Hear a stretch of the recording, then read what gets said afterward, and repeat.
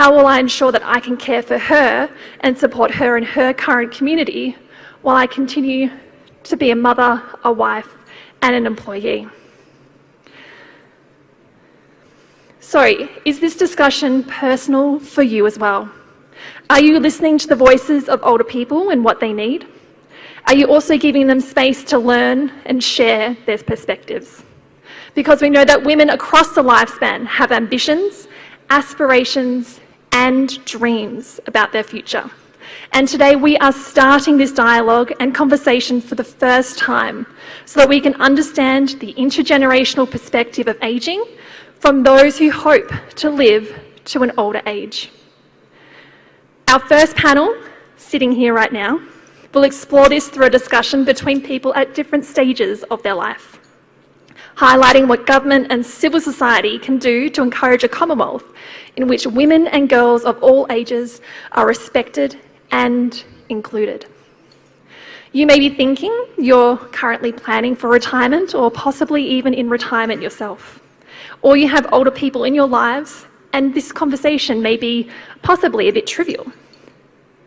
But we all know ageing is a privilege, and just like health, we only notice the support afforded to older people in our communities when we ourselves are in the middle of a crisis, ensuring that they get care and support that they need and deserve. So do you know where to access support? Do you know what is working well in your healthcare systems and in your social support systems, and what services are available? Do you know what is missing and what advocacy we need to make our systems better?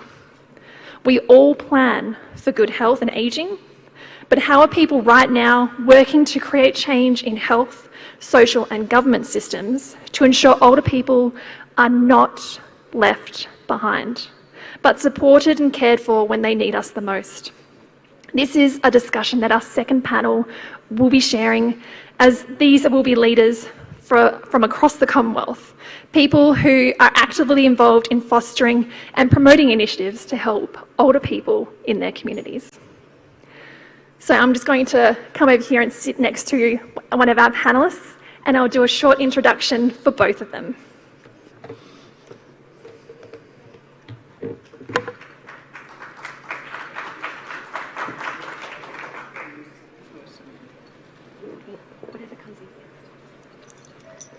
So I'd like to introduce our very first panellist, Professor Shirley Randall, who is the Ambassador of the Older Women's Network of Australia. Shirley is a global mentor, educator, trainer, change activist, ambassador, patron, and the list is endless, so I could go on. She has worked at all levels of education and women's rights in Australia, Asia, the Pacific, and Africa. Shirley is President of the Independent Scholars Association of Australia and Coordinator for International Relations, Australian Graduate Women, and she has gladly shared that she is 82 years old, has 4 children, 13 grandchildren, and 2 great-grandchildren. So welcome, Shirley. And next to her we have the wonderful Pascaline, who is part of the World Association of Girl Guides and Girl Scouts. Pascaline is currently employed here as the Global Program Manager for Girl-Led Action on Climate Change Project. She is also a board member of the African Society of Association Executives, a professional community of association executives, and voice of the Professional Association here in Africa. Plus, there are many other listed volunteering roles that she also holds. So welcome, Pascaline. Thank you. So the very first question I'd like to ask, and I'll throw to you first, Shirley, what does being respected mean to you? Thanks very much, Sam. And it's such a pleasure to be with 2 wonderful women. My first time to meet both of them. And when I mentioned I was talking to Pascaline, can you imagine my friend Claire Wakabamba said to me she is a beautiful person inside and out. So I'm really pleased to be able to be with her today. Well, what does it mean for me to be respected? and what changes have there been to me through my age. So you've already mentioned my family, and I suppose the most important thing is my family, that I am in fact a mother, a grandmother, a great-mother, grandmother and a great-grandmother, and probably will have many more grandchildren, as many of you will as well. On my 80th birthday, my nieces and nephews as well came over from Western Australia and all over Australia to give me a happy birthday in Sydney, which was remarkable. So especially many of the young ones in my family see me as their role model, their mentor, their coach, and ask my advice about their futures. So that is the first thing I wanted to say. Now, for me, being respected also as an older woman means to be visible, as I have been as a younger woman. Being seen and listened to, having my opinions valued and taken seriously, feeling that I have equal significance to others and that my difference as an older person is okay, and I'm a valuable part of the human family. I'm fortunate to keep having opportunities to speak, as I am at this forum, about issues relevant to me and my personal growth, to participate on committees and boards, and you've mentioned some of them, to travel, like coming to Rwanda, while my health and my mobility permit, feeling that my experience of life over decades is of great value, is acknowledged, being given time and presence with others. Now, in Australia, as they grow older, many older women tend to be invisible because of ageism. Respect for them changes. As an older woman, respect for me means that older women still have the right to be respected and an equal member of society, to live with dignity and to achieve their aspirations. Our First Nations people in Australia, women elders, elders in rural areas, older women who are poor, are often invisible, certainly treated differently as they grow older because of their age. In the Commonwealth country where I live, Australia, and I imagine most, if not all Commonwealth countries, older women have been left out as they grow older and not being respected because they suffer this double discrimination of gender and ageism. And we haven't talked enough about ageism. We talk about racism, sexism. Ageism is something also we need to talk about. Thank you. Thank you, Shirley. And Pascaline, throw to you. What does respect mean to you? Thank you, Sam. I'm so glad to be here. Just as Shirley mentioned, we've met recently, but I know her since 2011 through an email, but I still remember that. I'll talk about that later. So come back to the question. I think that everyone deserves respect, regardless your age, your race, or your ethnicity. I think that being respected means that I have the right to be appreciated and accepted just the way I am, even if I don't agree with someone else's point of view. I also think that respect comes from two perspectives, one being social and another one being individual. On the social side, I think it's the way we acknowledge that someone is as a precious human being as I am, and that they have the right of the way of living, feeling, and thinking. It's also about giving them the space to express themselves freely without being judged or imposed on the way you want them to be. I'll give an example of my previous role.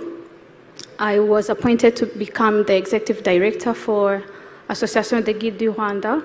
It's the largest volunteer organization for girls and young women in Rwanda, with more than 10,000 girls and young women. At that time, I was very, very young.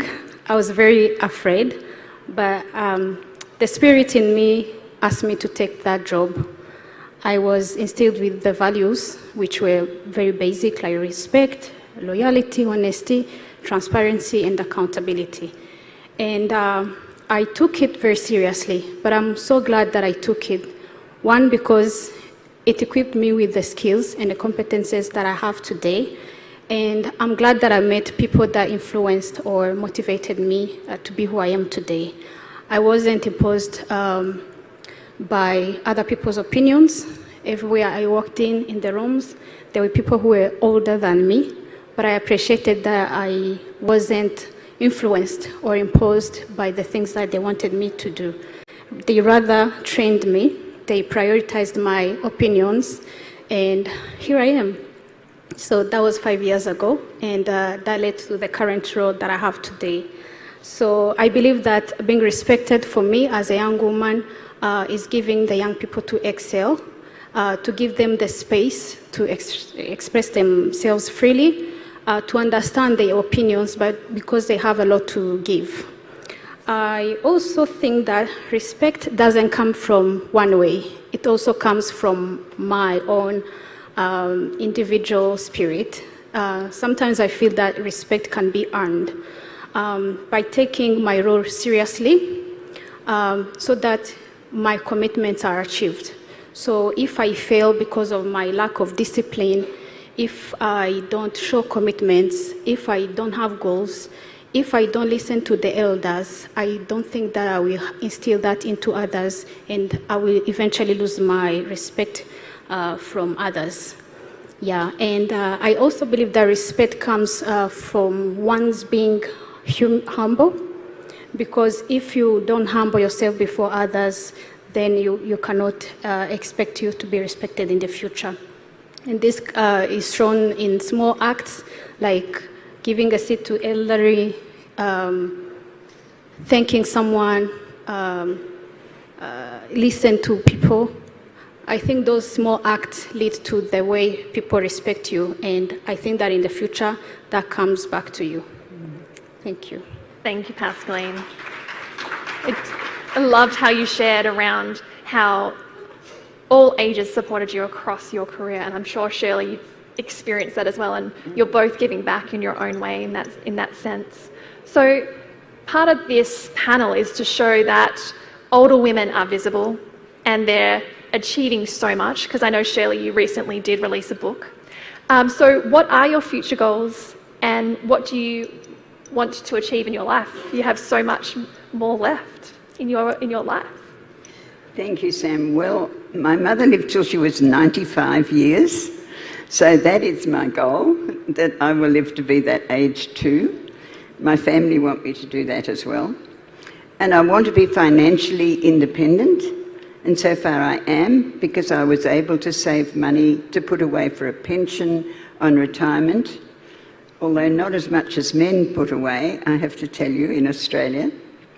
And I want to be able to enjoy good health in my 90s. I will need to have more surgeries. Some of you have noticed that I have been using a walker because I have a new knee. They took away the old one that was infected with osteoarthritis. So I have one new knee. I possibly will have to have another one. So that's a problem of aging, of course, and I will have to have more surgery.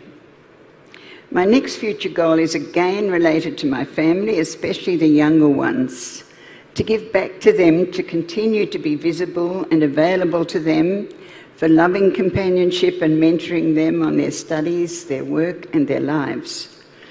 I aim to maintain a special relationship through intergenerational activities and experiences with my grandchildren, my great-grandchildren and the great-grandchildren still to be born. And my goal is to leave them my legacy. My third goal is to keep in touch with a great number of friends I have, many of you here, because I've gained so many friends through my work in the Pacific and in Asia and in Africa, especially in Rwanda, where I lived for nearly 10 years.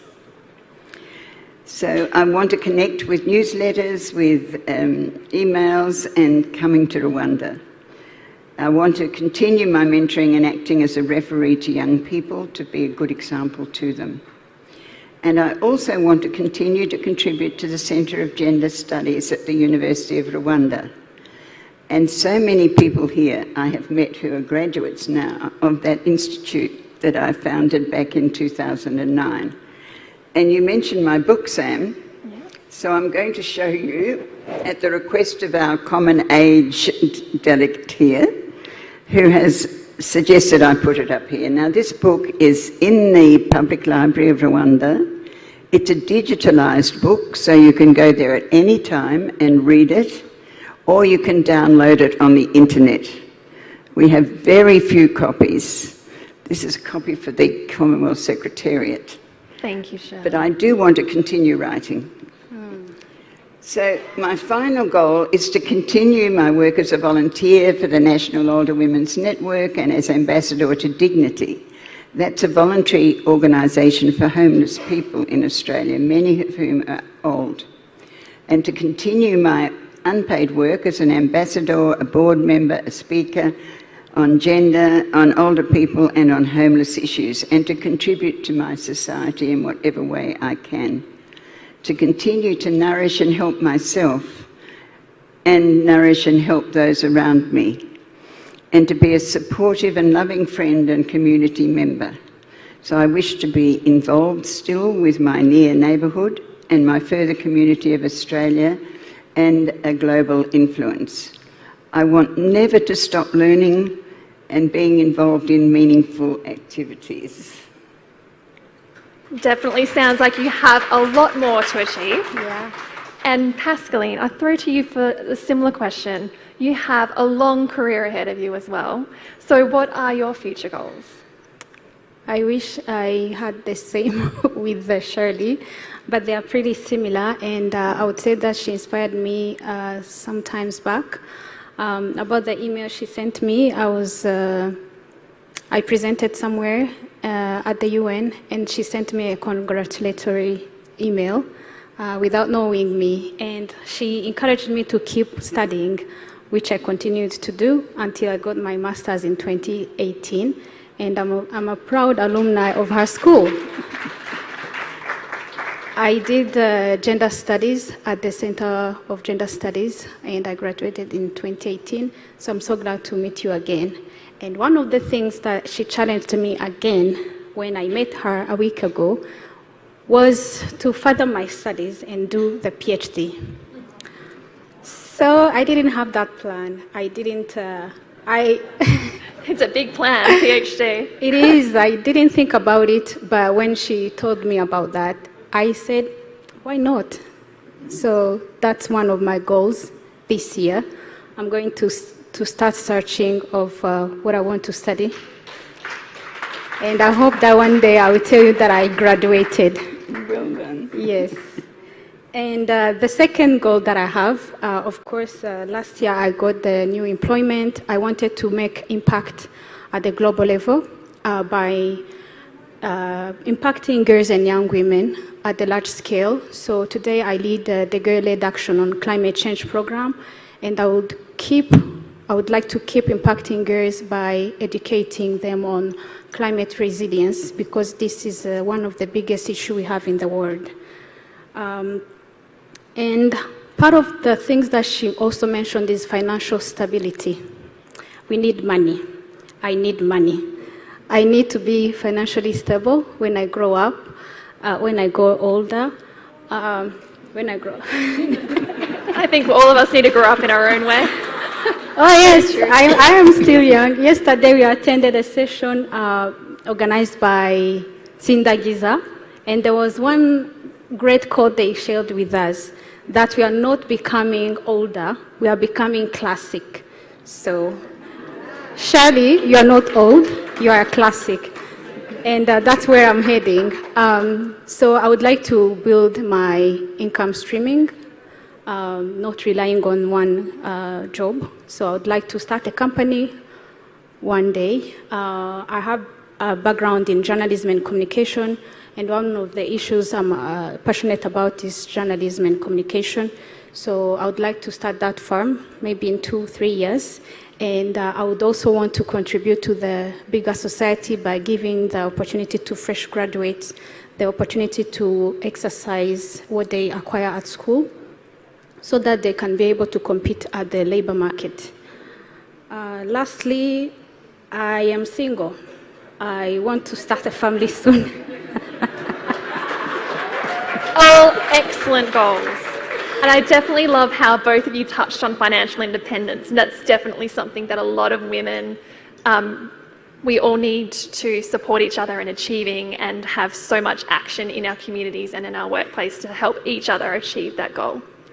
So Pascaline, with the goals that you just shared, what changes would you like to see in the world to help you to achieve these and also to help you as you grow older? One of the things that I would like to see changed, particularly in my country, is a better health care for the elderly. By, for instance, setting up infrastructure or centers that can provide palliative care. And then I would like the age preparedness to start or to grow. We have started, we are heading there, but it's still in the first phases. So I would like this to change, especially for women that work in informal sectors, so that when they grow older, they will have something to support them. And lastly, I would like to see more intergenerational dialogues like this happening across the country, not from the national level, but also from the grassroots level. Yeah, because we will not go anywhere without the elders, and they maybe learn from us. So I would like to see these platforms created and growing bigger and bigger so that the legacy can continue to thrive. I love that. That's one of the things that I love seeing is younger people being involved in discussions that benefit all of our generations as we grow older, and particularly being focused on how we can support older adults, because particularly in Australia, that's not something that's regularly seen. So it's wonderful to hear you say that as well. Shirley, what changes do you wish were made today to help you and also other older people? So that's the next one. You've missed me. Okay. Well, our purpose in this intergenerational celebration is to advance the interests of older people through building capacity in health and care services throughout the Commonwealth. And one of the changes I wish to be made today is for the Commonwealth and for all of its institutions to pay attention to older people and intergenerational activities. So one of the changes I wish to make is to recognise ageism in the same way as I said before, as we've recognised sexism and racism, and to identify it and to call it out and to introduce laws that convict perpetrators of violence against older people. We know that older women, in particular in older people's institutions, suffer a great deal of discrimination. This is so in Australia. I don't think you have institutions here yet for older people, but certainly we have quite a lot in Australia. And I'm really keen that there should be a network of connected people, including young people, on a journey supporting the staff in older people's facilities and working with them to ensure that older people have justice in those institutions. The pandemic shone a light on just how challenging it was in older people's institutions in Australia and in other countries of the world. And it's important to ensure that all older women can get the respect and care services that they need as they grow old. I wish for every generation to work together to build a future that we can grow old in. And finally, I wish for more platforms for intergenerational dialogue like this one today, where we can share experiences in the whole journey of life.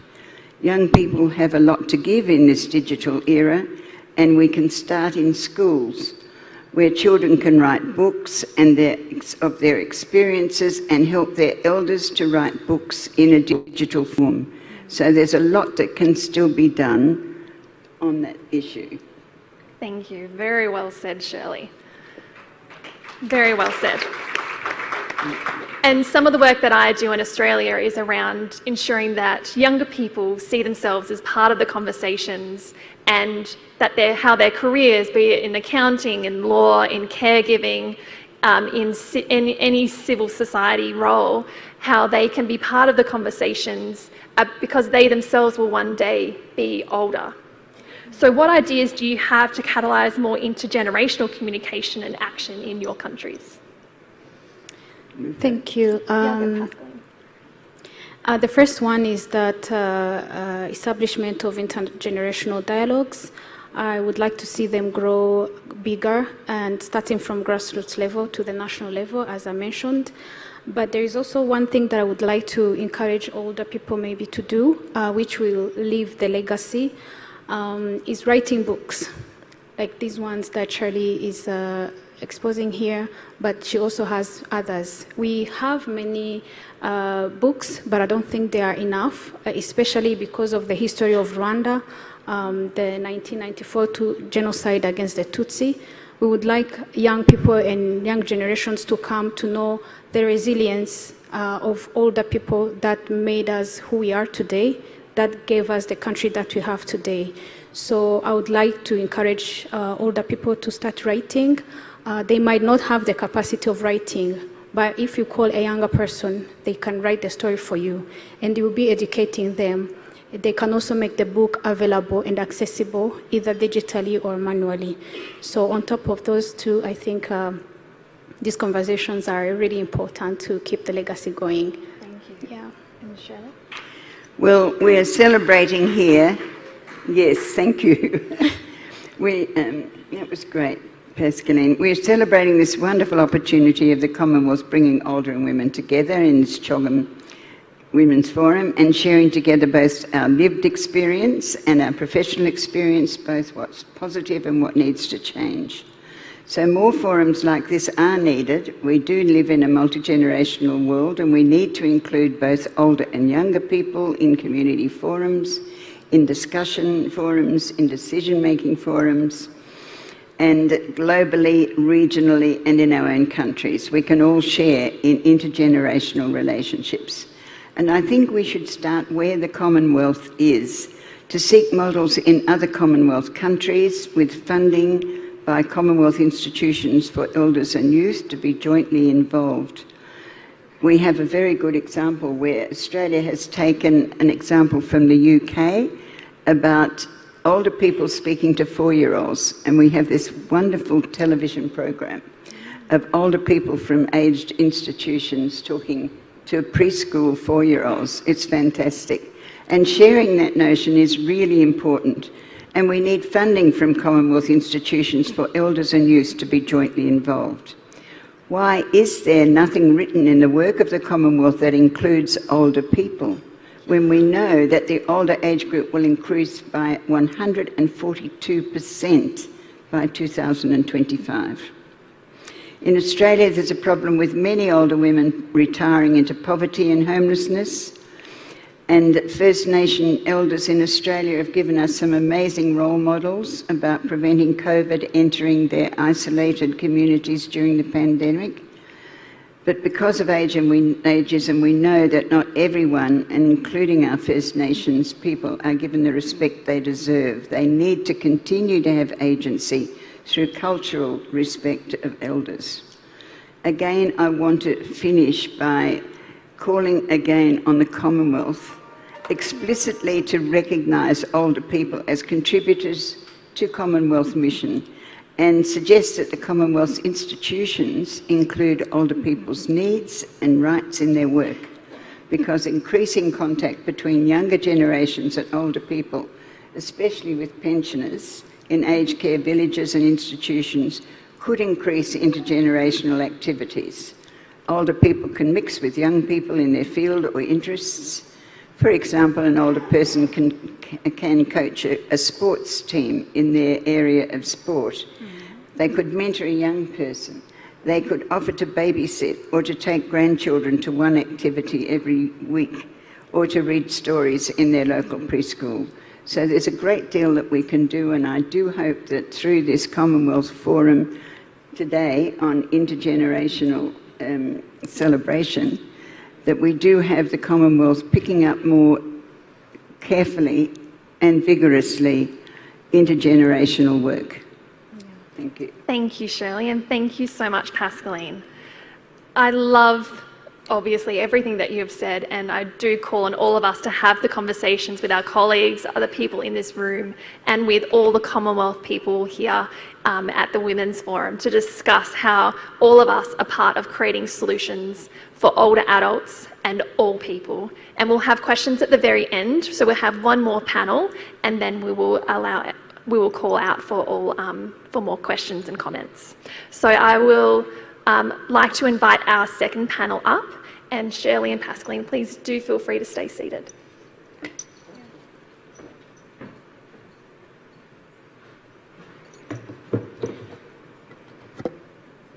So I'd like to welcome Frances, who is the Executive Director of Community Development Volunteers for Technical Assistance in Cameroon. Frances is a leading elder care crusader with 22 years experience in Cameroon. He is the founder and a leading elder care leader who is recognised 2 times by the President of Cameroon, who promoted him 2 times, first to the rank of the Knight of Cameroon's Order of Valour, and again this year he was raised to the Officer of Cameroon Order of Valour. So welcome, Frances. Please, or panellists, please do come up now as I call you out. So we have Rihanna Patterson, who is part of the Dominica Dementia Foundation. Rihanna shared her story and contributes to events across the Caribbean, UK and the USA. She received a Queen's Young Leaders Award in 2017 for her work to help to ease the impact of dementia which it has on individuals and families. She established Dominica Dementia, which holds support groups and provides financial assistance for people who have a relative living with the condition. We also have Sarah Lamba from Save Elders Tanzania. Sarah is a research and project consultant with 5 years experience in working with various donor-funded projects in Tanzania. In 2016, she initiated a movement to support the livelihood of older people in Tanzania, which is greatly supported by the young people across her country. We have Dr. Ozzy Ogbu, Treasurer of the Geriatric Association of Nigeria. She is a pioneer geriatrician in Nigeria, contributing to the well-being of older adults. Dr. OG has made great contributions as a member of the Technical Working Group on Ageing in Nigeria, involved in policy document reviews, hearing on bills regarding older persons, stakeholder agreements with relevant government ministries, agencies, all to promote age friendliness in her country. So welcome to our second panellists. Wonderful to have you. The very first question I would like to know is, from you personally, what is it that drew you to your work in this ageing field? And I'll start with you, Frances. Okay, thank you very much, Samantha. Before I begin, I would like to, first of all, thank the Commonwealth and the Women's Forum for including older people's activities and actions in this forum. I'd like to also thank Shirley for bringing blessings to this occasion. At your age, at 82, you continue to show a lot of exchanges and the glory of your blessings to us. Thank you very much. So, many years ago, I was born into a polygamous family of 3 wives, and my mother was the first wife to my father. At the age of about 66, my father died, and my mother lost every property to the families of my parents, because in our tradition, our sons and daughters are not allowed to succeed the property of our fathers if they die. And so, having been to the seminary, and I learned that all men are the same, both women and men, I didn't seem to understand how my mother, who had spent all these years with her husband, with the other co-wives, could simply just lose landed property, including every right to succession, because she had lost her husband. I brought together a number of women who would start promoting and fighting for the rights and seeking for their entitlements. Of course, it was not easy, because the institutional social laws, norms and values that bring about barriers that prevent women from accessing their rights and gaining their entitlements was normally made by traditional rulers, elders who are men, and of course, notables and important opinion leaders in the society. Engaging traditional rulers and men in this conversation, seemingly with time and meaningfully, transform what had become an ordinary conversation into a conversation that was extraordinary, that ignited curiosity in the general society, and they started looking at women, more importantly, just like Sherry today, as a blessing in society. Thank you, Francis. Wonderful. It's so interesting to hear how that personal story has led you to your work today. So thank you so much. Rihanna. Hi, it's a pleasure to be here, and thank you so much for this opportunity. I would like to thank Common Age for putting me at the forefront of this discussion.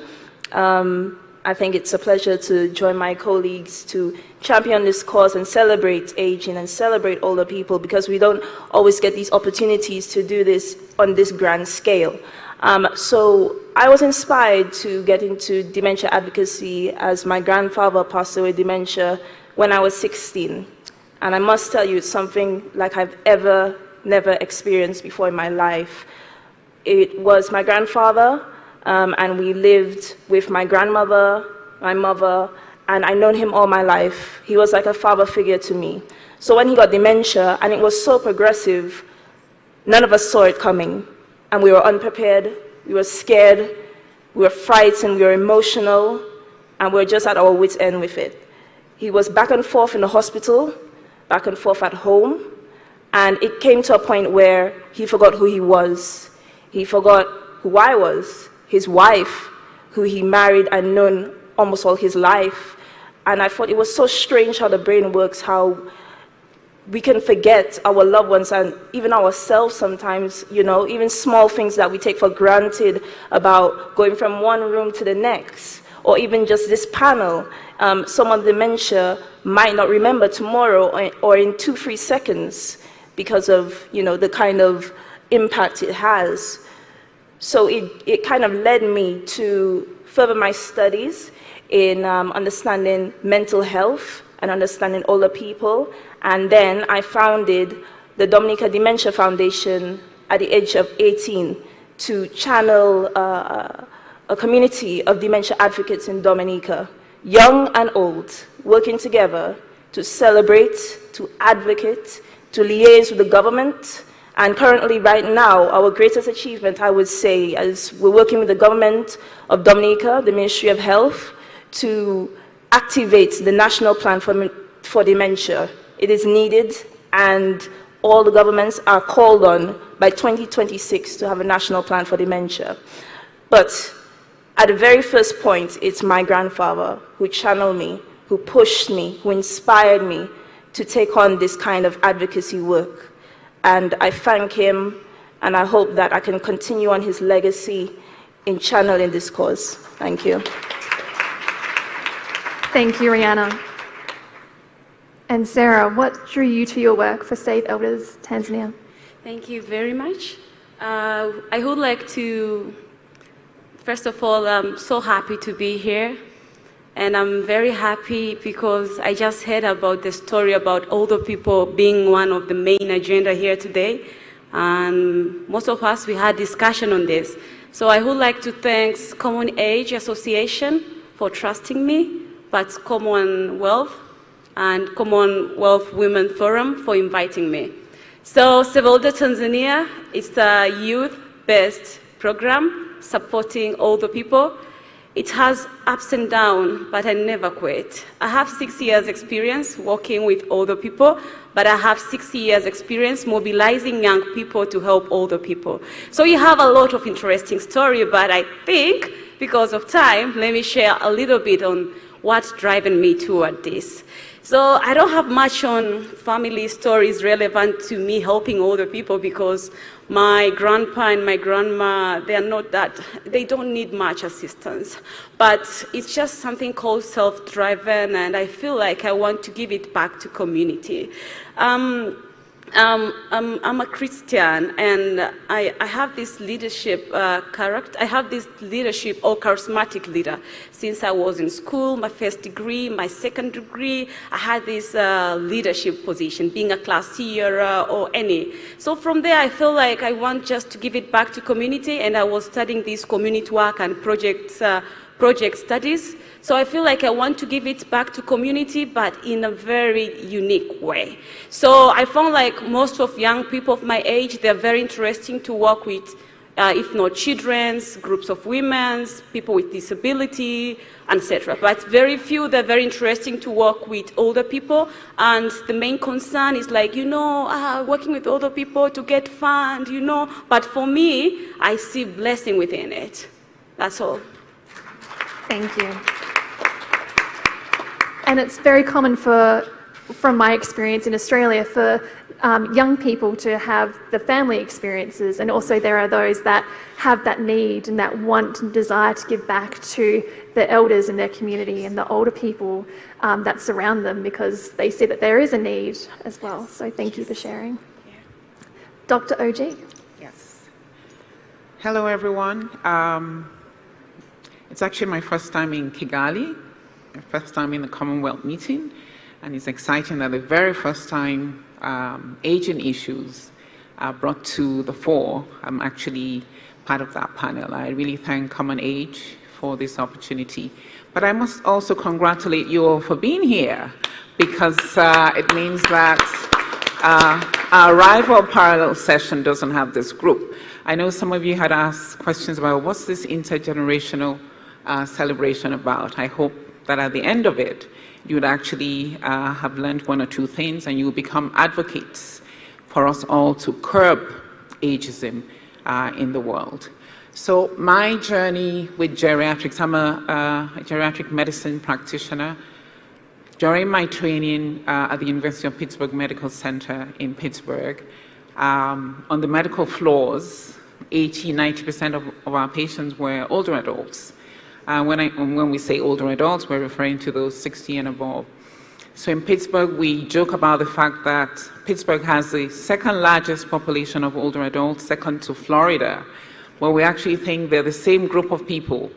Summer, they're in Pittsburgh, and when it's winter, they all go back to Florida.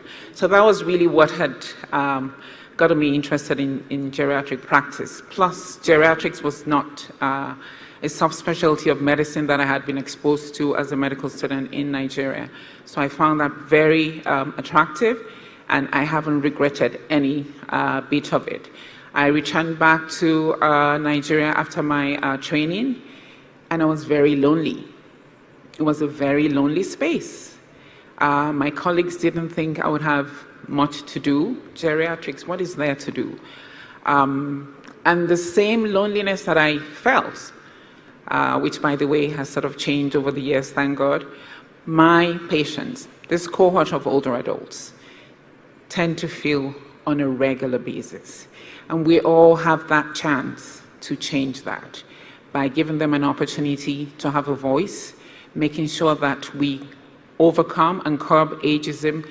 Simply put, ageism is just those prejudices, the discrimination that we put, the barriers that we put towards people just because of their age. Everyone has a right, whether you are the child who's born today or the 95-year-old, like Shirley's mom, we all have a right. And there should be enough space on the table for everyone so that we can overcome ageism. Thank you. Thank you. And as you can see, everyone has vastly different experiences that have drawn them to this space. And as their countries as well, all have different experiences and different situations regarding the rights and needs of older women in their country. So Sarah, would you be able to describe and let us briefly know about the rights and the rights of older women in Tanzania? Okay, thank you again, moderator. So in case of my country, Tanzania, there is a lot of effort being made by the government right now. And when we talk about women's rights, we talk about everything. Being a woman, it's one, but being an older woman, it's a second thing. Most of these older women, they are facing issues of neglect and abuse, and many times happen in our families and societies. And the problem is, all the women, they cannot fight back. So that's the difference between being a woman and being an older woman. You know, being a woman, at least you can try and fight it back, but for an older woman, most of them, they cannot fight back, and they feel harassed. Because what if you had the cases like an older woman being raped? Many times it's hard for them to share to their neighbors or to their children because they feel harassed. So many times, in case of Tanzania, we young people, Save Older Tanzania, we are working hardly to advocate on issues of older people, to do the younger people that we have, but we use mainly the social media platform. So we are much on social media, and we emphasize community role because government role is there and it's done and it's perfect. But when it comes to community role, yet, because we are the one who involved on this neglect and abuse. But the government, it might take long to notice them because we have to report them. But who will report if you are the one who fully involved on that? So we have a lot of things concerning all the women in Tanzania, but mainly it's happened because of us, because of the community we are living in, because of the younger generation. And younger generation are being fully involved on this because they are the one who are so exposed to information. So they might even hiding information to their granny, to their people they are living with, so that they can earn the wealth that they have been inherited from their husband or from their late husband. So when it comes to government in Tanzania, it's perfect. But when it comes to community role, community itself, neighbors, younger people, we still have issues. So for us, we do advocacy on social media to emphasize everybody's role to make sure he or she looks after granny. We don't have too many homes for grandparents. We don't have too many homes. We just have few, but it's government. But for us as Save Older Tanzania, we don't promote. And we don't even promote people the government or private people to have this home because we have people who are able to handle their parents. When you show them like you are able to support and build them their home, they always deteriorate their role and say, this organization is there, it will help my grandma, why me again? So let them do the role by themselves. Let them be responsible. We don't need, everybody should play a role, not just few of us, but if you are there, you are living in that community, and you find a grandma around your community, she has an improved toilet, why don't you mobilize your friends to build her a better one? So it's your role, yes. So it sounds like so much of your role is not only engaging your community and the younger people, but also ensuring that they have the knowledge around what services and supports your government has available and ensuring that older people are protected. So thank you so much. Rihanna, can you tell us about the rights and needs of older women in your country, in Dominica? Yeah, sure. So I would say there's no known health equalities that I know of in terms of education or women in the workplace or women leadership. However, with health, I think we are lacking. In terms of women who contract HIV, there's still a taboo. In my country, they would call women, salopte or salop in Creole, which means slut. So there is definitely shame in that, and I think we do need to change the narrative, and we need to have healthy conversations, and we need to make women feel safe about disclosing issues that affect us. I would also say that there is a respect when it comes to Caribbean older people with the young people, because let's say a young person is passing by older person, they will say good morning, good afternoon, and they would call people ma'am or miss. With the teachers and seniority and all the women. So there is definitely a strong cultural context when it comes to respect of all the women. And then with my organization, Dominica Dementia Foundation, we also have a dementia support network. And unintentionally, it's 100% female-focused, female-led. I wonder why that's the case, but However, naturally that has happened, and we have families in the UK of Dominican heritage and families in Dominica who come together and share resources and share insights and share knowledge and really bank on each other for emotional support. And we've seen a very high case of women coming to the support network, especially during COVID-19. And I think one of the reasons is because a lot of these women, they do have jobs, 9 to 5s, as you know, and then they have other responsibilities on that. We wear many hats. We are the, breadwinners, we're the business leaders, we are the moms, we are the, I guess, cuddle buddies, or, to say, and we just hold a lot of things, we have a lot of things going on. And in that way, we had women who are holding all these hats, and they also have to take care of their grandmother or their grandfather or some other relative, and it was just too much for them. And I think there is definitely a strong need to support women, female carers in this industry, because it is quite a lot. And because we are strong women, we're empowered women, people think they can just throw things on us and we'll take it, but we're not going to take it anymore. We are strong, but that doesn't mean that we always need to be strong. We are vulnerable as well, and we need people to support us. We need the men to support us. We need women to support each other. We need to bring on that dialogue, because a lot of the time we talk about men and women supporting men, but we need to also talk about women supporting women. And I think we see that a lot in this forum as well, which is quite exciting to see. But there is definitely a strong need to support carers in that aspect. I would also like to mention a couple organizations in Dominica that are really championing on and advocating women, such as Leve Dominique, which means in Patois, in English it means Stand Up Dominica, so stand up for women. And they're very strong advocates for women who are facing gender-based violence. We also have the Gender Bureau of Dominica, who are very heavy, strong in terms of addressing gender-based violence. It's a very topical issue in Dominica, and we see a lot of women quite, I guess, scared in that issue, in that regard. And we have older women who have dementia becoming wanderers. And can you imagine a woman and also having dementia, and then you wonder, and then some man says, oh, okay, she's very vulnerable, so let me go ahead after her. So we really do need to tackle this at all angles. And I think it's definitely an area that we don't really speak about, but we need to start bringing that up to the forefront, because these issues happen, and they're real, and we need support in those regards as well.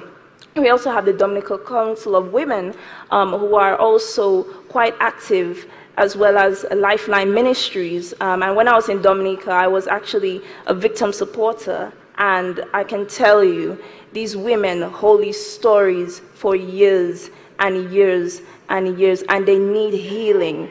And there is definitely a need to support women who have been raped, because it doesn't go away in 2 seconds.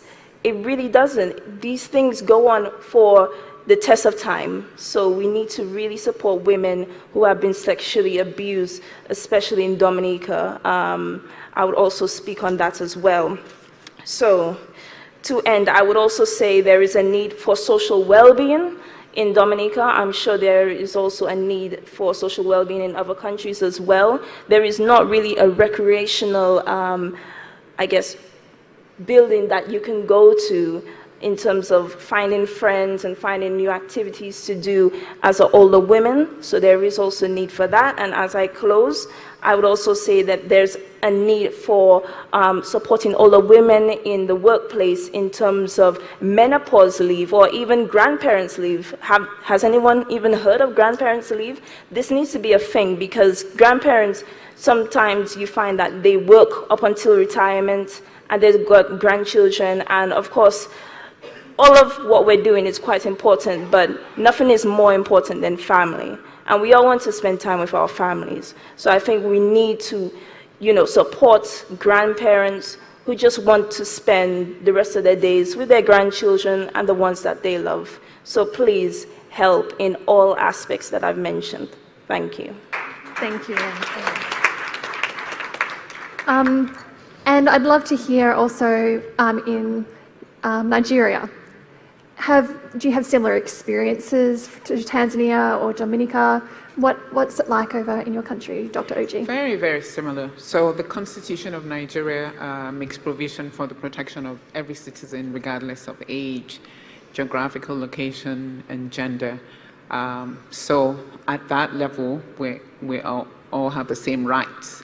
But when you come down to the communities, that's actually all the daily practice. We don't see that. The common thing that a lot of older people say to me when I ask them questions about what do you think the government should be doing for you is, oh, government, nobody cares for us. So we need to change that thinking for them. Their needs are not that many, they're quite basic.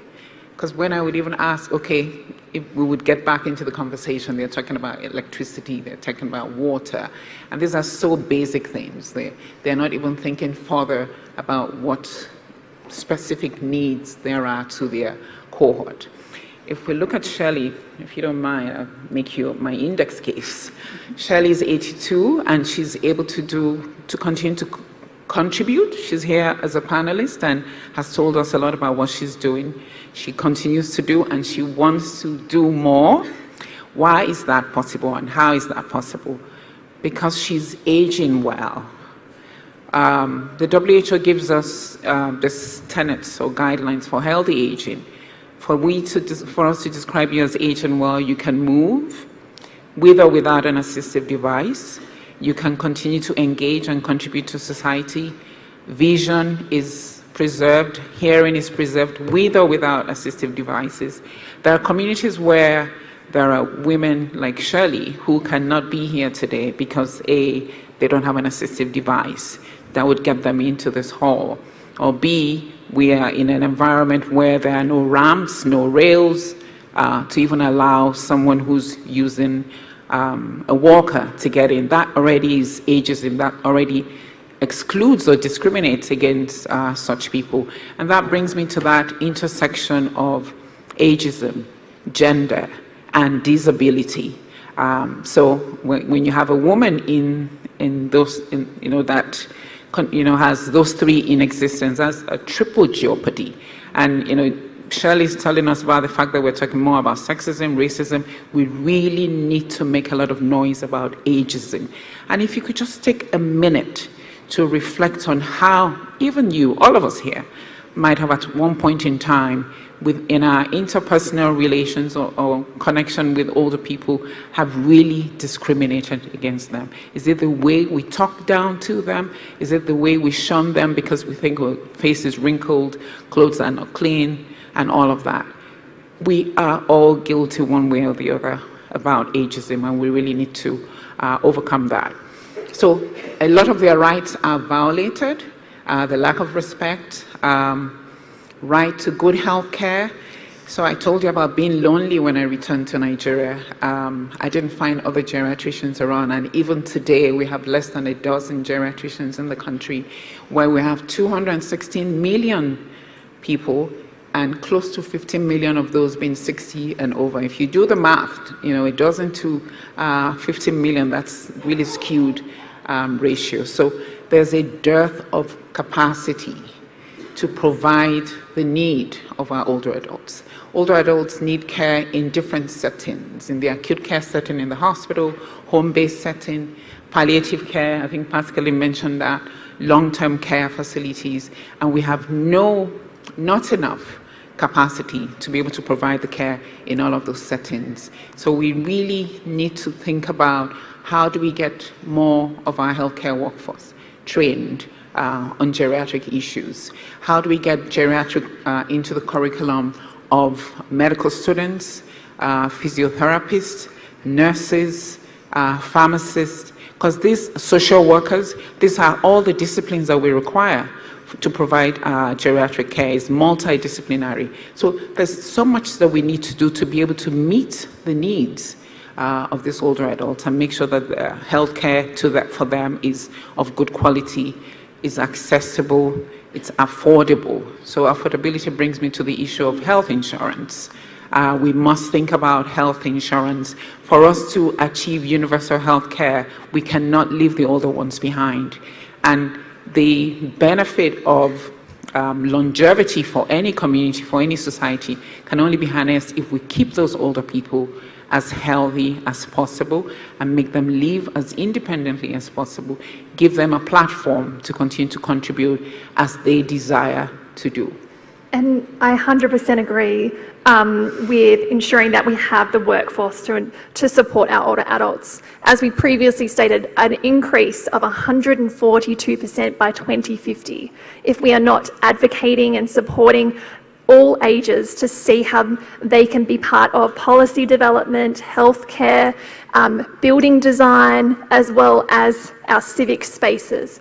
Every one of you has a space in your workplace policies to advocate and ensure that older adults are included. Yes. Tell you now. Yes, I've relayed the problem, but Nigeria actually has gone a step further. For healthy aging, WHO requires that every country should have a policy, a national policy on aging. And in 2020, we actually had our government approve our national policy on aging. And that policy is a roadmap for us to actually cater to all the needs of older adults. Secondly, there was an act of parliament in 2018 to establish the National Senior Citizen Center, NSCC for short, and that again has been approved by, has been accented to law by the current president. So we have a roadmap, and we now have what we might describe as a commission whose mandate is really to use that roadmap to cater to the needs of older adults. And I can tell you that the NSCC has hit the ground running, trying to make sure that we have improved livelihood for our older adults. Thank you. And I'll just go to the next question, which will be for Francis. What impact does improving the lives of older women have on the people around them? You alluded to this when we asked what brought you to your role in supporting older adults, but I'd love to hear more from you. First of all, I would like to say that I'm very happy to be in the presence of, in the Women's Forum, in the presence of women. And I'd like to say that older women have enormous duties and contributions, not just within the family, but within the community and in the country as a whole. Let's look at one thing. We are talking about intergenerational linkages, network exchanges for shared learning. Every woman has taken a risk for humanity. We are all born of a woman. Imagine the suffering that a woman goes through just to have a baby for 9 months. When the child is born, the socialization process, the nurturing process is done more by her breastfeeding, going to the farm, looking for what the family has to depend on. In the later course of her life, and I speak for those who are from the informal society, for those who are at the grassroots, and I'd like here to thank our sister who spoke a lot about people, women at the grassroots, older people at the grassroots. Now, these older women at the grassroots worked in the informal sector. They don't have any pension on their retirement. They don't have neither a non-contributory or contributory pension to themselves. And they need care. They have spent all of their lives looking after the members of their family. And we notice that even at old age, they continue to care for grandchildren. They continue to care for sick family members. They continue to provide the blessings. I think each and every one of us here present go back to our grandmothers because we want one blessing or the other. There is absolutely no difference. Director General, Minister, politician, policymaker, we all go back to our communities to ask for blessings from our grandparents. This is to say that they are a monumental treasure. They are a canopy of wisdom. They contribute both to the socio-economic, to the social, and to the cultural advancement of society. In the case of Cameroon, our government has in their constitution that family members have the responsibility to look after their older family members. Later on, and I would like to say that the involvement of international and national actors, and here I really want to congratulate the efforts of the Common Age Association for Aging for preaching the word of care for older people across the Commonwealth of Nations. I also want to meaningfully recognize the work and contributions of Help Age International, because it is thanks to Help Age that the visibility for the promotion, the protection of the rights of older people were upheld, advanced, and held in high esteem in Cameroon. So much so that the Cameroon government started thinking on how to integrate this new concept of care for older people into our system, which was more or less translated from the locally led community traditional structures into the existing structures in the country. In 2005, our government then transformed the Ministry of Social Affairs, creating a department for the elderly. And the doctrine continuously was going on as we mainstream aging. We mainstream the activities of older persons. In 2012, our government was able to validate a national policy in the protection of the rights of older persons. Here about national policy, I would like to say one thing. Validating a national policy by policymakers and senior government officials is one thing. Putting this policy into concrete use is another. Therefore, as we stand here to continue to protect the rights of older people, let's remember that those older people who are the grassroots, who are the base of our society, who constitute the majority of the blessings that we need our society, need protection. Therefore, our policies have got to be translated. These policies must be supported by the government, by the international community, so that we can increase the visibility of what is happening in society in care of the elderly. Now, one thing that I also thought should be mentioned in the Women's Forum is that actually some of the barriers that prevent women, and particularly older women, in some communities from accessing their rights and entitlements, some of the traditional institutional laws, norms and values that do not seem to protect the rights of older people. And some of these are under traditional institutions that are headed by traditional rulers. So I would want to maybe request that in future, our traditional rulers should also be involved in conversations that concern women. Because in traditional Africa, we know they marry as many women as possible. Child marriages are promoted within these institutions, and they don't believe a lot in the education of the girl child. And so if we have to ensure active aging, aging that has to do with a future that is independently, economically independent, and a future that will be self-fulfilling with dignity for older people, a future that will be much better than the one my mother is enjoying because she never went to school, we must have to ensure that the girl child is educated so that she can become more educated and be economically independent. In the end, she will be able to enhance and continue to share her skills and independently support herself and her family like Sherry is doing, passing down skills like to Pascaline, and things are changing. I believe, and I want to conclude here to say that the history of care for older persons to me is a history of idealism. It's a history that is rich in its tradition and culture. It's a history that goes to state that we must bring our voices together and support older people and support older women.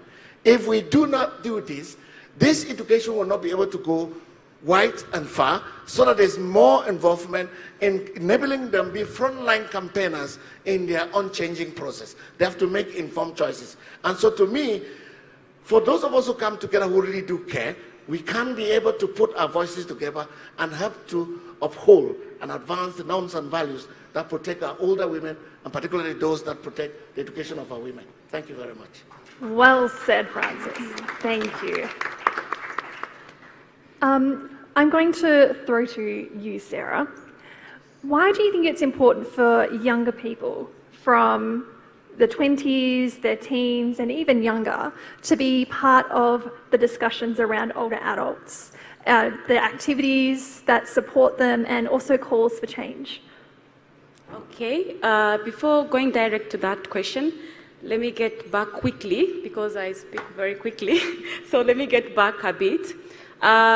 Save Older Tanzania is the program that I initiate. We are not that gender sensitive, but we are focusing on supporting older people who are vulnerable, and we are working close with local government or local authority. But a week before I got my invitation to attend this Women Forum, I go back to cross-check on our on our checklist, and I try to view between the number of older women and older men that have been helped by our projects. And unfortunately, I found older women's, they're greater compared to older men. So I still have a task to do and notice, like, what is the problem? Are they most vulnerable? Are they losing their husband? I mean, men die quickly more than men. I don't know. So we are going back to research more about this, and we will publish and post on our social media, and we can get more insight on this. But before going to your question again, about the government role, I was a bit quickly on it. So I said the government role is so effectively, and I would like to appreciate the role of our ministry, Dr. Gwajima, as the late speaker. She said, like, we are blessed with female leaders in every position. Out of having our president, Mama Samia, we have female leaders in almost all of the ministry. So we have, in the ministry that deals with women, elderly, and children, we have female also. So we can also observe some of the government role, even without doing in-depth research. So we have this free health service that's being given to older women's and men's, but also we have older people forums that are legally known. They're existing in the national-wise, locally, district, and even in lower level authority. So we have representative, and those are older people forum. But recently we commemorate a lot these older people celebration, including last week we had World Elder Awareness Day, and our ministry was there, and everywhere in the social media was all about the day. So when it comes to government role in Tanzania, it's played its role effectively, but our role yet being finished. So let me get back to your question. Yes. Young people should be fully involved because they are the ones who are involved on making some of the mistakes and neglect these older people. So young people should be involved in every activity, and they should make sure, like, they are the one who advocate on issues of older people. And younger people, they are energetic, they are the use of social media, they are good they're energetic, innovative, and the most use of social media. So when we involve them in advocacy, that means it's easier to reach out everywhere. So for us, we work with younger people through the platform of social media, and we reach out this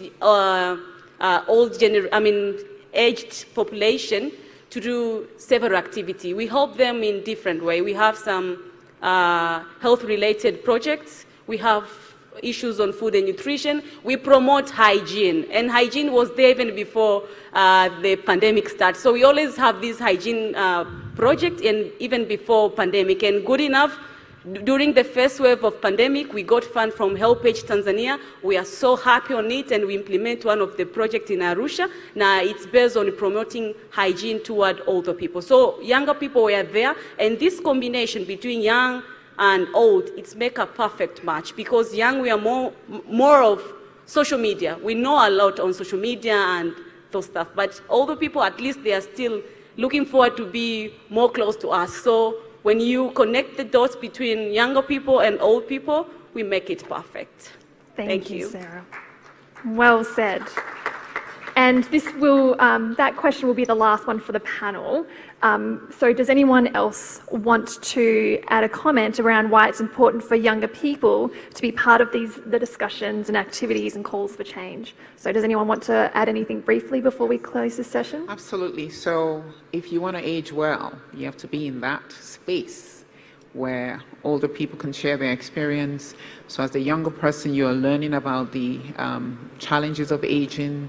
You're learning about how the older adults are coping with those challenges, and that would help you prepare yourself to actually age better. So the younger people really should get into that conversation to be able to learn about aging, understand it, imbibe it, and be advocates, like Sarah has mentioned, so that when they are actually at that stage, they have a better experience.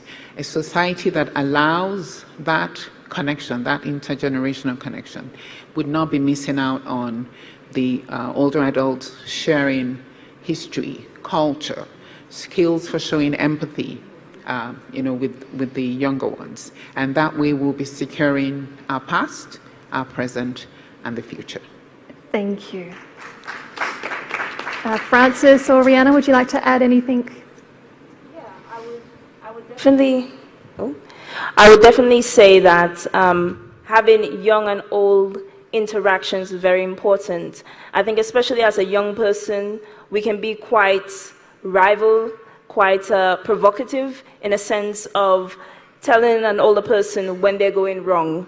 And I think that's very important as well as the older people telling us when we are going wrong, because that's how we will learn from each other, and being able to take on these criticisms and then developing further solutions as to, okay, I am going wrong, so how do I make this right?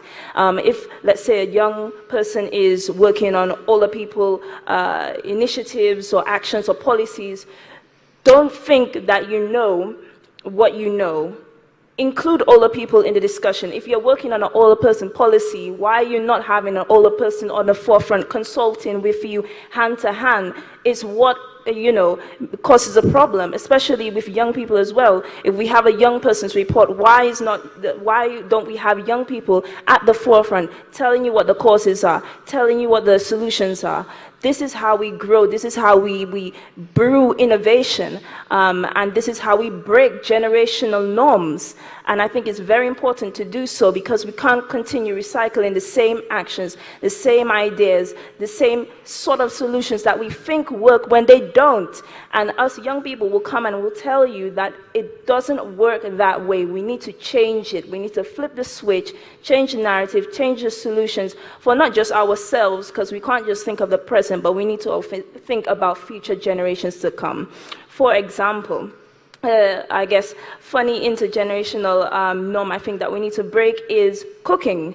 Women, especially older women, they like to take on the kitchen, and you find grandchildren, yeah, I have to say it, and you find grandchildren come in and they're like, okay, let me help you out. And you're like, no, let me be the strong woman. I can do this, I can do that. And then you find grandchildren don't know how to cook, don't know how to raise their family, they don't know about periods, they don't know about motherhood or anything. We need to break that stigma, and we need to start addressing and start having these fruitful and honest conversations about issues that surround women in the workplace, in motherhood, in pregnancy, in all areas. Well said. Thank you. So the future of the Commonwealth depends on the engagement and commitment of people of all ages. Not recognising older people as part of the Commonwealth's core mission means ignoring the vital support older women and men provide to younger generations today, because today's youth are our future aged. This session is a celebration, and I'm so proud that you have all joined us for this very first discussion about intergenerational celebration and positive ageing. And this will not be the last time this will happen, I'm sure of it, especially with Common Age helping to support you all in having these discussions with the Commonwealth, as well as with your organisations as well. Now is the time for you to have discussions tonight at the gala dinner, at your leadership table, in your businesses and your communities.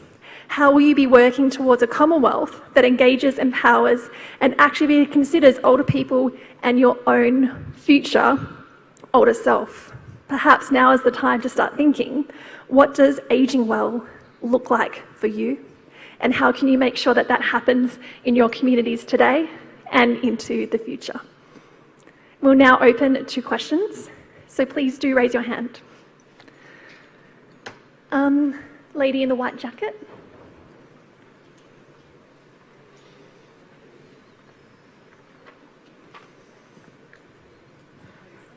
Hello.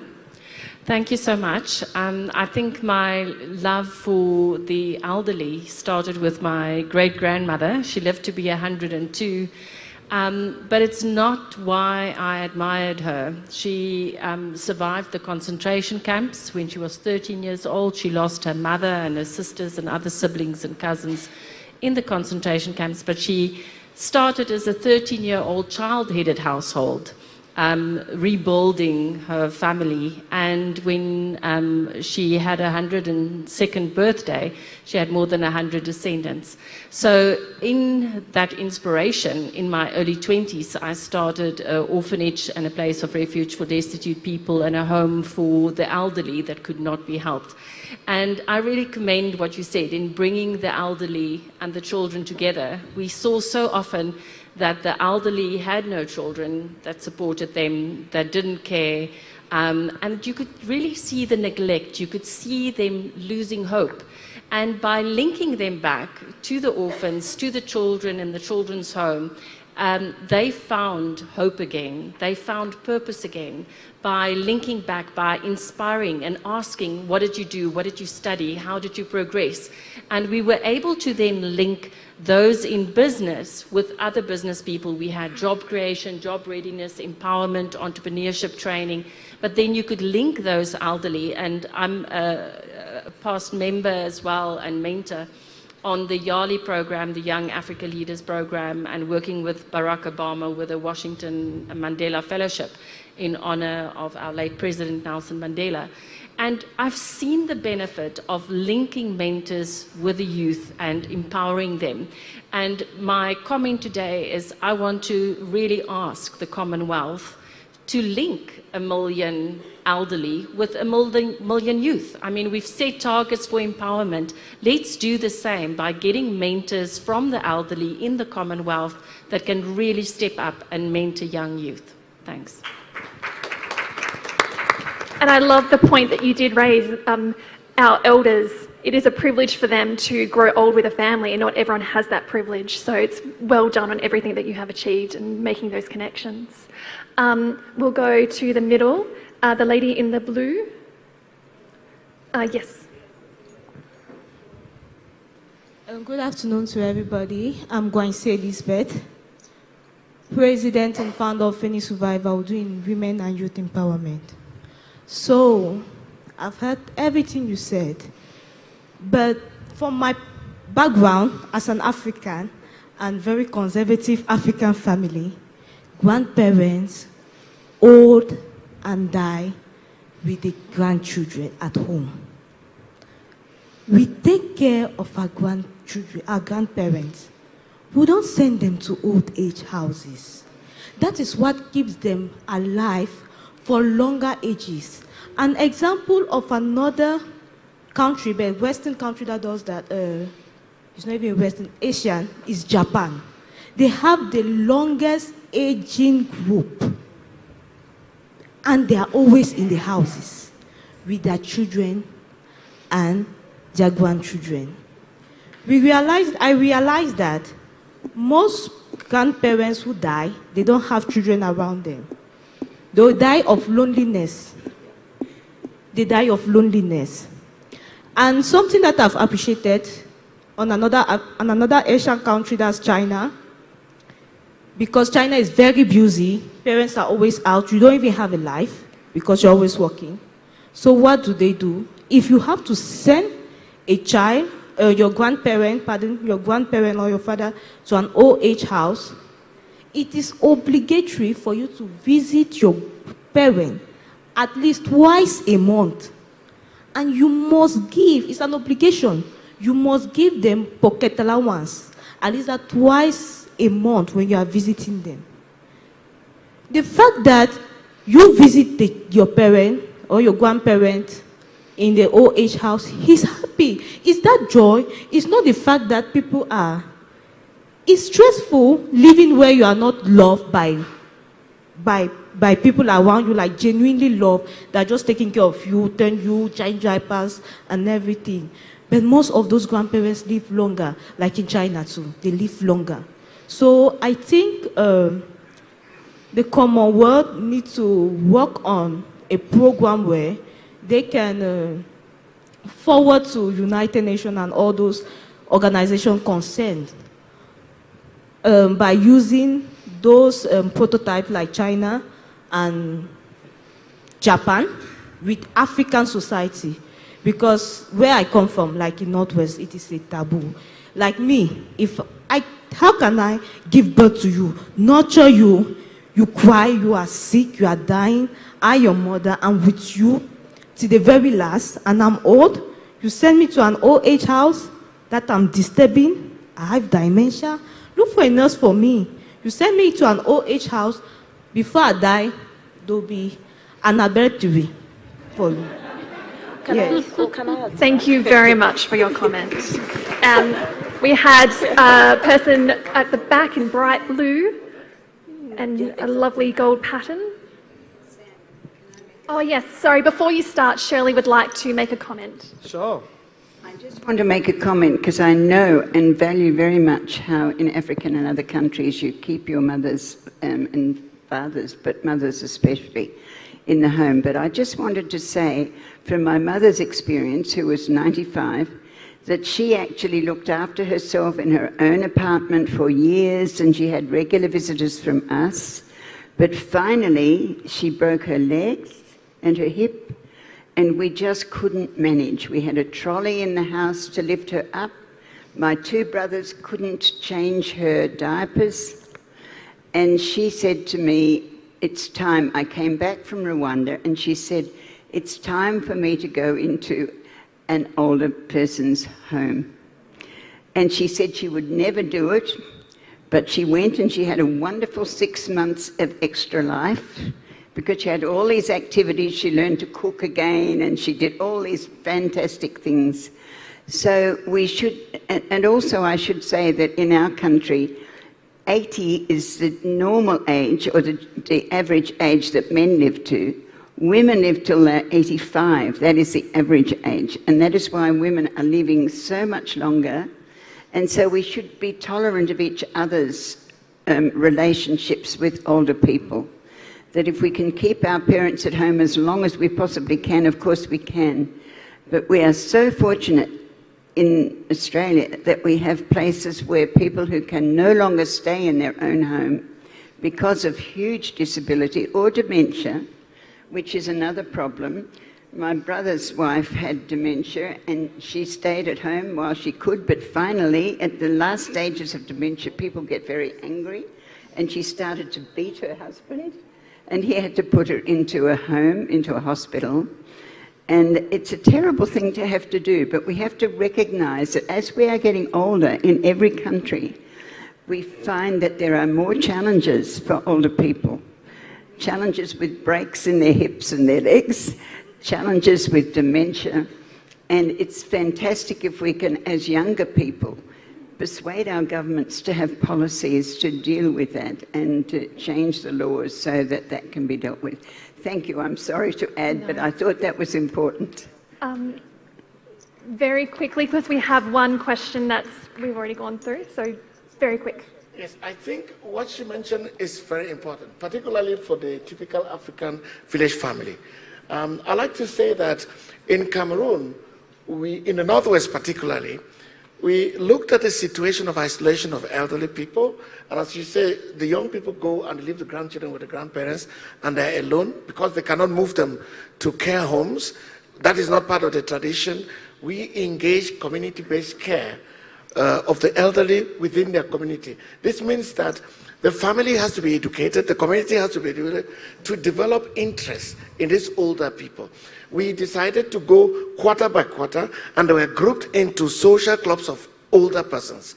These clubs come together 2 times in a month with food, with drink. They have stories to tell, and the clubs are followed up by young people who are volunteers. These volunteers are not selected by us. The volunteers are selected by the elderly based on the trust and the respect the young people have for elders. These are also young people who do not leave the village and go elsewhere. They have an activity within the community. They love elderly people. They love their community. They are settled in place. They are used to traditional rulers. They are used to the elderly. They are used to government services within the subdivision or the district. And they are able to provide a follow-up in an aftermath of a crisis. So this actually bridged the gap. In terms of rehabilitation, rather than... Sorry, Francis, I'll cut you short here and I'll throw to Rihanna. Thank you. Okay. No worries. Yeah, I was just going to add to the lady's contribution. Thank you for your contribution. We should not definitely discredit private care, and we should not discriminate against people who want to take care of their families at their homes, because both cases are fine anyways. But I would say there are private care homes who have provisions for older people in terms of salsa therapy. I've seen in a local care home in Dominica, and we even got things like crafts and, but it's usually with the private care homes. With public, you don't get, well, I don't want to say you don't get, but sometimes you don't is not provided the kind of level of care that you want to see for your family member. So I would say when you are looking at private care, think of it like buying a new house for yourself. You want a nice house, right?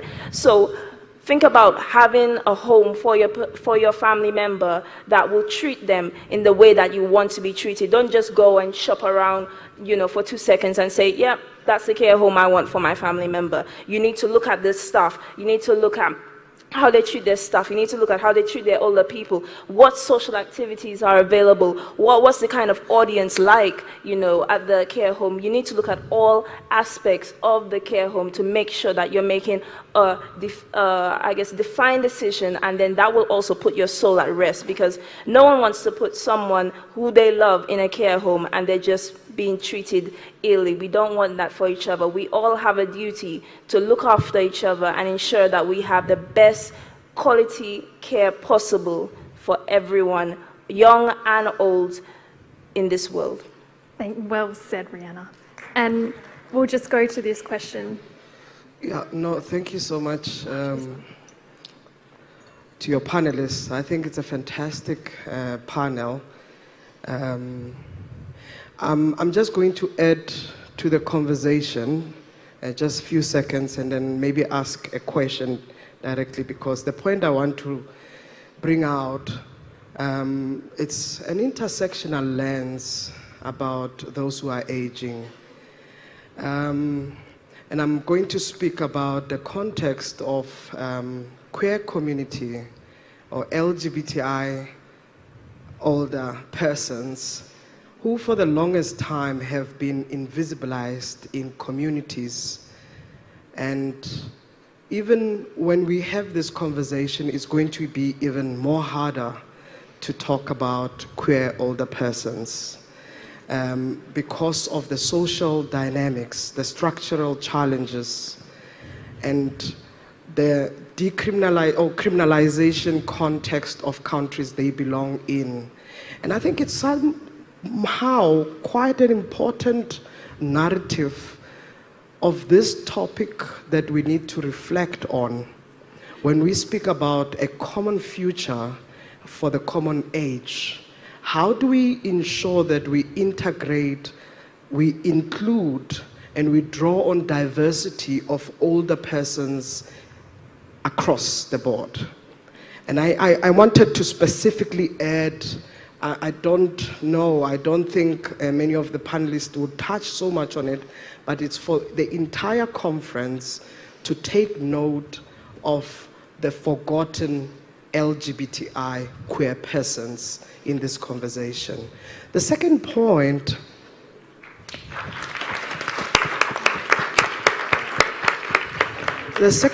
I want to raise, Francis, I hope that you are taking your time to mentor young men and boys, to become the person you are, because Cameroon can do better, to take care of the people and see people for who they are, because of the dynamics where generally human rights violation in a very consistent manner continue. But I'm very much inspired by the work that you do. But I'm quite interested to your panelists, and anyone can answer this question around the multiple vulnerabilities that elderly people experience. I come from a country which has a very vibrant, amazing constitution, but we have social issues, challenges, gender-based violence, unequal society that we live in. We are faced with these social and structural barriers. And I hear, and I was listening carefully around the intergenerational context of aging and celebration of our elderly people. My great-grandmother died when she was 106. So it's quite important. So I come from a generation or a family that really lives a little bit longer. And I'm quite fascinated that our geographic location, our class, age, all of these categories, because they differ. And we need to take this into consideration when we speak about the common age. These categories that elderly or older persons experience, the multiple vulnerability, so that when we really meaningfully speak about the care and needs of elderly persons, we must not only just look at it from just an aspect that does not address the social and structural dynamic. And the last point, which I was fascinated by what our elder was raising there, at 82, I'm so inspired by the point you kept on saying to us earlier, I still want to be involved, I still want to be seen and be respected for that matter. And I think that's a philosophy that we understand as Africans or as persons, just by virtue of being human, right? But I want to say it's quite important for us to realize at what point have we cut the elderly person's economic power and freedom, so that we speak about the social protection and economic protection of elderly people, because then they become dependents, and we have not actually spoken about a policy that replaces their social protection. Thank you. Wonderful comments, and thank you so much. I'll throw to Dr. OG first, and then possibly Ken, who's in the audience. Right. Thanks. Just going back to that conversation about so we prefer to refer to them as residential facilities. And really part of healthy aging or active aging is that we give autonomy of decision making to older adults. So there are older adults that I've met who just want to be in an environment where they can engage with their peers. There's a residential facility in Lagos where I met this woman. She can do everything for herself. She just didn't want to live with her daughter. So she came into this residential facility. You see her every morning, she's all well dressed. She's, even volunteering to take care of those who are not as able as she is. So we must respect that, the decision of older adults to want to be where they want to be, when they want to be. There are older adults with multiple frailty, multiple vulnerabilities that family members cannot cater to. They will be better served in skilled facilities where, especially those at the end of the spectrum of dementia, it's harrowing for any family member to see your loved one become a shadow of themselves. I had a patient who every night the wife will go into hiding because the husband will go into this agitative state and say, "You're here again to steal my money," because he didn't recognize her. All he saw in that individual was this person who has come to infringe on my private space. So there are older adults who definitely are better served in skilled facilities. What countries must do, and all of us should make sure that the regulatory guidelines that are well set out for these care facilities, and there is routine monitoring and evaluation of their services to make sure that they actually meet the requirement to ensure that these older adults are not, that their freedom and they're not being abused, because that's the other thing. In the homes, some of these older adults are neglected. I have people who are left alone 6 to 8 hours a day. The woman is worn a diaper, maybe they tell a neighbor to go feed her at some point in time during the day. That is neglect, that is abuse. So we must start thinking of putting structures in place. We cannot sit on that horse of where Africans, we never send our own to homes. We do have African older adults who will be better served in skilled facilities. We just need to make sure that we protect them with appropriate guidelines. And as you also certainly raised in your comment, was that we are definitely being very broad in our definition of older adults as all people and women who are over the age of 60. And of course, there are so many intersectionalities within that, including the LGBTI community. And one of the things is that ensuring that our communities understand the vulnerabilities of these communities, as well as the Commonwealth supports these communities, and we as individuals support our loved ones who are in this, who identify as LGBTI as well as they age. So there's lots of things for us to consider with multiple sectionalities. Ken, I know that you wanted to say something. Is this on? Great. Thank you so much. And this has just been such an inspirational panel for me. And this discussion and the comments that are coming from the audience. And Dr. Ogura, you pointed to one of the points, the issues I wanted to raise. But for me, the common thread throughout all the discussions we've been having, all the experiences that you've demonstrated, and what we really need to take forward as a Commonwealth is the thread of dignity and respect and choice. And it's about making sure that we all together are allowing ourselves the opportunity to continue to be treated with that dignity and respect. And sometimes that means making sure that the state is there to provide that support in the same way that we would expect that support to come to us as a child. We have to make sure that we also get the social protection we need in later life. And that comes from our families, and it comes from our communities, but it also comes from our institutions. So I just want to congratulate everybody in this room for being here, because you are part of this historic moment where this is the first conversation we've been having on this. And just to remember that fundamentally this is about human rights.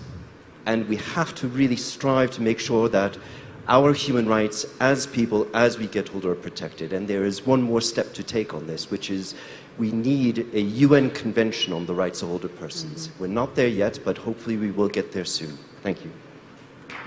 Thank you. And we'll take one quick question or comment before we close and go for the gala. So, lovely lady in the second row, just over here. And then that will be the last comment. And do feel free to come up and speak to our panellists after this if you need further discussions or comments. We'd love to hear from you. Thank you very much. I really feel privileged to be given an opportunity to speak. Please hold the microphone a bit closer to you. Yes, I'm Stembiso Nyoni from Zimbabwe. I'm the Minister of Women Affairs, Community, Small and Medium Enterprises in Zimbabwe. There are two things that are certain to every living person. That is aging and death. It is therefore very important for us to respect this journey, whoever or wherever we are.